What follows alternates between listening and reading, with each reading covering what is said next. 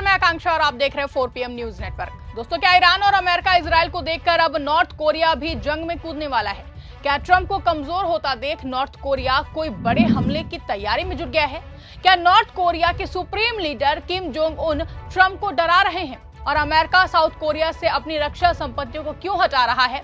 दरअसल ये सवाल इसलिए उठ रहे हैं क्योंकि एक तरफ जहां मिडिल ईस्ट में तबाही का मंजर देखने को मिल रहा है, तो वहीं अब उत्तर कोरिया ने एक साथ 10 बैलिस्टिक मिसाइलें दागकर दुनिया को चौंका दिया है। इसके साथ ही जापान और दक्षिण कोरिया ने अपनी सुरक्षा एजेंसियों को अलर्ट पर रखते हुए स्थिति की निगरानी तेज कर दी है। तो आखिर क्या वजह है कि किम जोंग सैन्य अभ्यास कर रहे हैं और आखिर क्यों अब अमेरिका साउथ कोरिया से अपनी रक्षा संपत्तियों को हटा रहा है? ये सब कुछ आपको अपनी स्पेशल रिपोर्ट में बताएंगे। आज सत्ता की आंखों में आंख डालकर पत्रकारिता करना मुश्किल हो गया है। हम पर मुकदमों से लेकर चैनल को बंद करने का दबाव बनाया जा रहा है। मुश्किल दौर है, लेकिन हम हार नहीं मानेंगे। इसीलिए 4 PM को ज्यादा से ज्यादा ज्वाइन करें और स्वतंत्र पत्रकारिता को जिंदा रखने के लिए जितना हो सके हमारा आर्थिक सहयोग करें। उम्मीद है कि आपके सपोर्ट से ये जंग भी हम जीत जाएंगे। दोस्तों, ईरान और इजरायल के बीच बढ़ते तनाव और युद्ध जैसे माहौल के बीच अब एशिया में भी हालात तेजी से बदलते नजर आ रहे हैं। इसी बीच उत्तर कोरिया ने शनिवार को ऐसा कदम उठाया जिसने पूरी दुनिया का ध्यान अपनी तरफ खींच लिया है।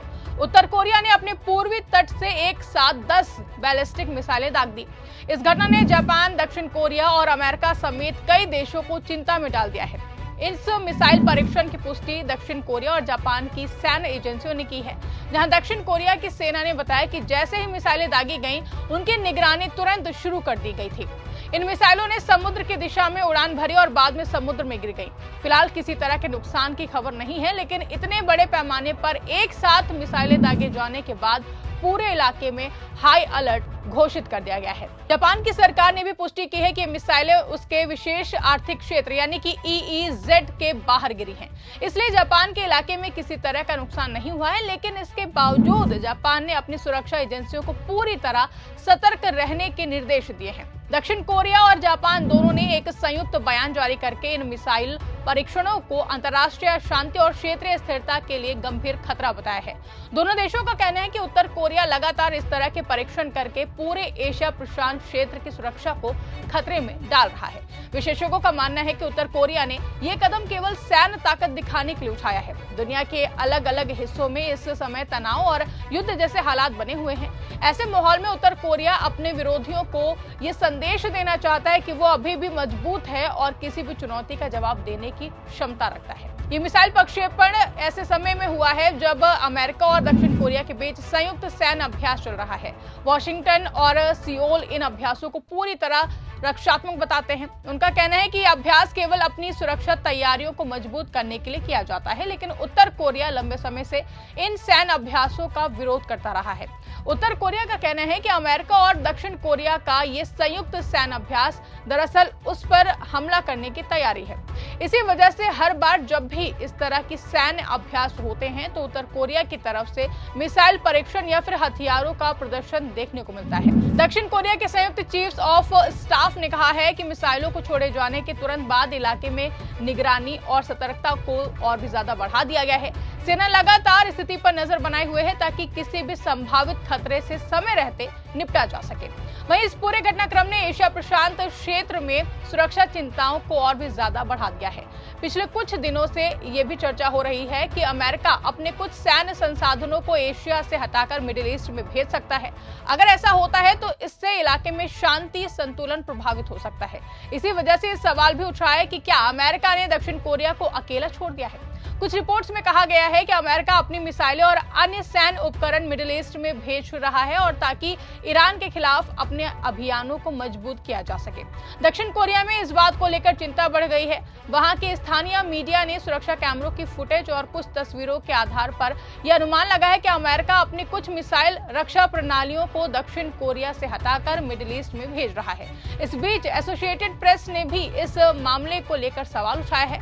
जब पूछा गया कि क्या अमेरिकी सेना दक्षिण कोरिया के सियोंगजू में मौजूद अपने terminal high altitude area defence यानी कि थाट सिस्टम से अवरोधक मिसाइलों को मिडिल ईस्ट में स्थानांतरित कर रही है, तो दक्षिण कोरिया के राष्ट्रपति ली जे म्यूंग के कार्यालय ने कहा है कि वो अमेरिकी सैन्य अभियानों के बारे में किसी तरह की पुष्टि नहीं कर सकते हैं। राष्ट्रपति कार्यालय ने ये जरूर कहा कि अगर अमेरिकी सैन्य संपत्तियों का कोई भी संभावित ट्रांसफर होता भी है तो उससे उत्तर कोरिया के खिलाफ सहयोगियों की रक्षा स्थिति कमजोर नहीं होगी। उन्होंने ये भी कहा कि दक्षिण कोरिया की अपनी पारंपरिक सैन्य शक्ति भी काफी ज्यादा मजबूत है। इससे पहले भी दक्षिण कोरिया से पैट्रियट मिसाइल रक्षा प्रणालियों के संभावित स्थानांतरण को लेकर इसी तरह की खबरें सामने आई थी, लेकिन तब भी सरकार ने कहा था कि देश की सुरक्षा व्यवस्था पर इसका कोई असर नहीं पड़ेगा। इस पूरे मामले में एक और अहम पहलू ये है कि उत्तर कोरिया के नेता किम जोंग उन ने पिछले कुछ समय से रूस के साथ अपने संबंधों को काफी ज्यादा मजबूत किया है। उन्होंने रूस को अपनी विदेश नीति की प्राथमिकता बना दिया है। रिपोर्ट्स के मुताबिक उत्तर कोरिया ने रूस की मदद के लिए हजारों सैनिक और बड़ी मात्रा में सैन्य हथियार भी भेजे हैं। रूस इस समय यूक्रेन के खिलाफ युद्ध लड़ रहा है और उत्तर कोरिया ने खुले तौर पर उसका समर्थन किया है। इसके बदले रूस उत्तर कोरिया को नई सैन्य तकनीक देने की कोशिश कर रहा है। माना जा रहा है कि इस सहयोग से उत्तर कोरिया की सैन्य ताकत पहले से ज्यादा मजबूत हो सकती है। इसी बीच कूटनीतिक स्तर पर अमेरिका और उत्तर कोरिया के बीच बातचीत की संभावनाओं को लेकर भी चर्चा जारी है। हालांकि अभी तक प्योंगयांग की तरफ से इस बारे में कोई स्पष्ट संकेत नहीं दिया गया है। कुछ रिपोर्ट्स में ये कहा गया है कि उत्तर कोरिया बेहतर संबंधों के बदले अपने परमाणु दर्जे की अंतर्राष्ट्रीय मान्यता चाहता है, यानी वो चाहता है कि दुनिया उसे एक परमाणु शक्ति के रूप में स्वीकार करे। लेकिन फिलहाल स्थिति काफी ज्यादा जटिल बनी हुई है। उत्तर कोरिया लगातार मिसाइल परीक्षण करता रहा है और इसी वजह से उस पर संयुक्त राष्ट्र के कड़े प्रतिबंध भी लगाए गए हैं। इसके बावजूद उत्तर कोरिया अपने हथियार कार्यक्रम को लगातार आगे बढ़ा रहा है। विशेषज्ञों का मानना है कि ताजा मिसाइल लॉन्च भी उसी रणनीति का हिस्सा है, जिसके जरिए उत्तर कोरिया एक तरफ अपनी सैन्य क्षमता दिखाना चाहता है और दूसरी तरफ अपने विरोधियों को ये संदेश देना चाहता है कि वो किसी भी दबाव के सामने झुकने वाला बिल्कुल भी नहीं है। इस बीच मिडिल ईस्ट में चल रहे तनाव ने भी एशिया की राजनीति और सुरक्षा समीकरणों को प्रभावित करना शुरू कर दिया है। अगर अमेरिका सच में अपने सैन्य संसाधनों को वहां भेज रहा है तो इससे एशिया में मौजूद उसके सहयोगी देशों की चिंता बढ़ना स्वाभाविक है। यही वजह है कि जापान और दक्षिण कोरिया दोनों इस पूरे घटनाक्रम पर बेहद ही करीब से नजर रखे हुए हैं। दोनों देशों ने अपनी सुरक्षा एजेंसियों को पूरी तरह अलर्ट पर रखा हुआ है।